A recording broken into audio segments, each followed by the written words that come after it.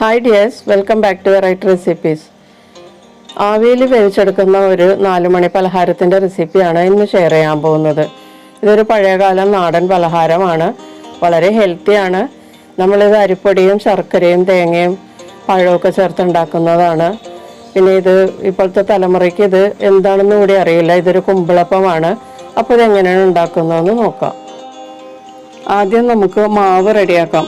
അതിനുവേണ്ടി ഞാൻ കുറച്ച് തേങ്ങ വെള്ളം എടുത്തിട്ടുണ്ട്. ഞാൻ 2 ദിവസം പുറത്ത് വെച്ചിരുന്ന തേങ്ങ വെള്ളമാണ്. ഇതിനകത്ത് 1 ടീസ്പൂൺ പഞ്ചസാര കലക്കി വെച്ചിരുന്നതാണ്.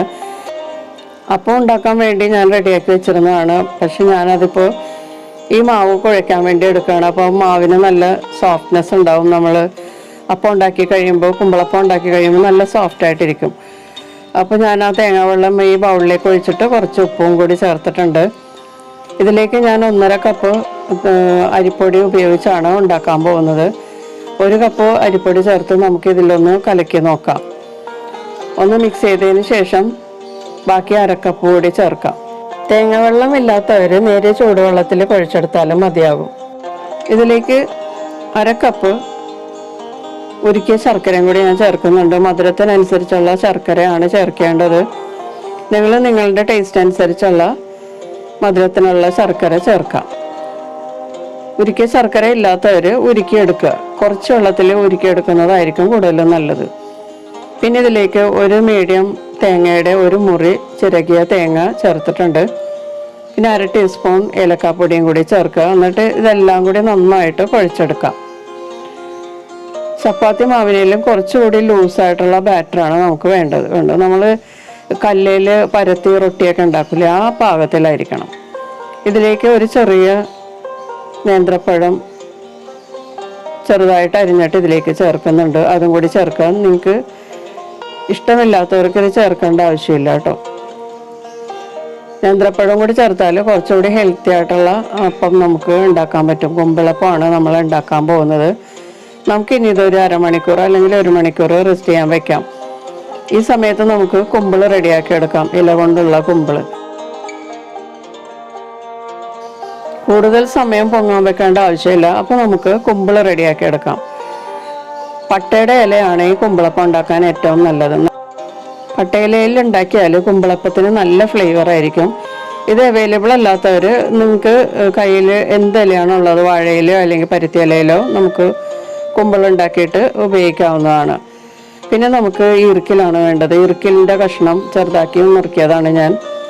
ഈർക്കൽ അവൈലബിൾ അല്ലാത്തവർ ടൂത്ത് പിക്ക് ഉപയോഗിച്ചാലും മതിയാവും.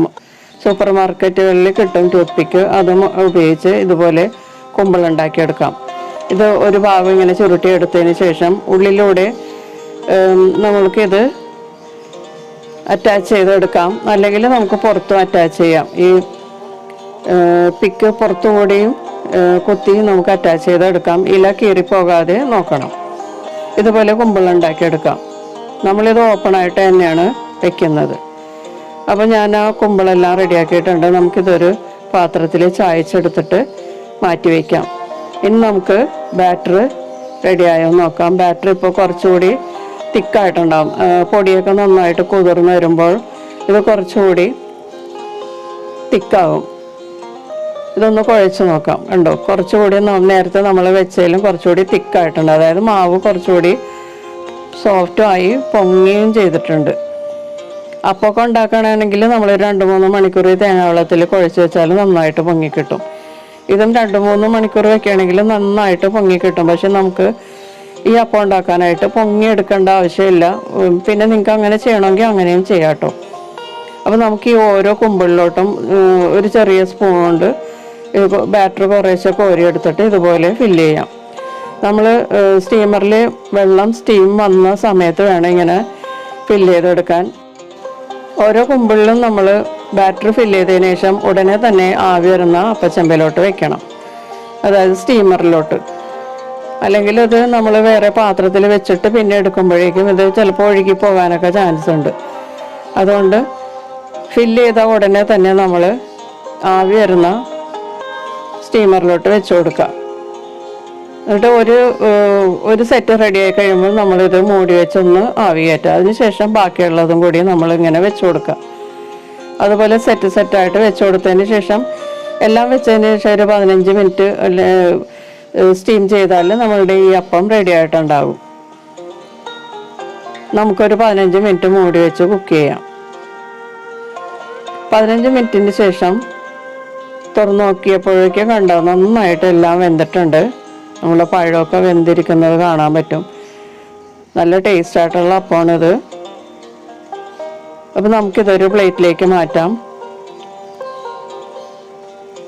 വളരെ സ്വാദിഷ്ടമായിട്ടുള്ള ഒരു കുമ്പിളപ്പമാണിത്. ഇത് പഴയ കാലത്തുള്ള ഒരു പലഹാരമാണ്, 4 മണി പലഹാരം.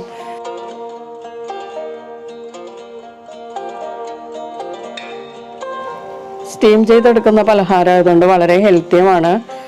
ഇത് നമുക്ക് ഈർക്കിൽ ഇങ്ങനെ അഴിച്ചിട്ട് നമുക്ക് ഓരോ കുമ്പിളും ഇത് ഇങ്ങനെ അഴിച്ചു മാറ്റാം.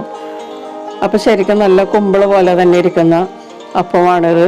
കണ്ടോ, കാണാനും നല്ല അട്രാക്റ്റീവാണ്. കുട്ടികൾക്കൊക്കെ വളരെ ഇഷ്ടപ്പെടും. വളരെ സോഫ്റ്റാണ്. കൈകൊണ്ട് പതിയെ നമുക്കിങ്ങനെ ഒടിച്ചെടുക്കാൻ പറ്റും. കണ്ടോ, പഞ്ഞ് പോലെയാണ് ഇരിക്കുന്നത്. അപ്പോൾ നമ്മൾ ബർഗറും അതുപോലെ പിസയൊക്കെ കഴിക്കുന്നതിലും നല്ലത് ഇതുപോലുള്ള പലഹാരങ്ങൾ ഉണ്ടാക്കി വീട്ടിൽ തന്നെ കഴിക്കുന്നതാണ് നല്ലത്. അപ്പോൾ വളരെ സ്വാദിഷ്ടമായിട്ടുള്ളതും എളുപ്പത്തിൽ ഉണ്ടാക്കാൻ പറ്റിയതുമായിട്ടുള്ള ഈ കുമ്പിളപ്പം എല്ലാവരും ഒന്ന് ട്രൈ ചെയ്യുക. വീഡിയോ ഇഷ്ടപ്പെട്ടാൽ ലൈക്ക് ചെയ്യുകയും ഷെയർ ചെയ്യുകയും പിന്നെ മറക്കാതെ സബ്സ്ക്രൈബ് ചെയ്ത് ബെല്ലൈക്കൺ എനേബിൾ ചെയ്യുകയും ചെയ്യുക കേട്ടോ. അപ്പോൾ നമുക്ക് വീണ്ടും മറ്റൊരു പുതിയ റെസിപ്പിയുമായിട്ട് കാണാം. Thank you.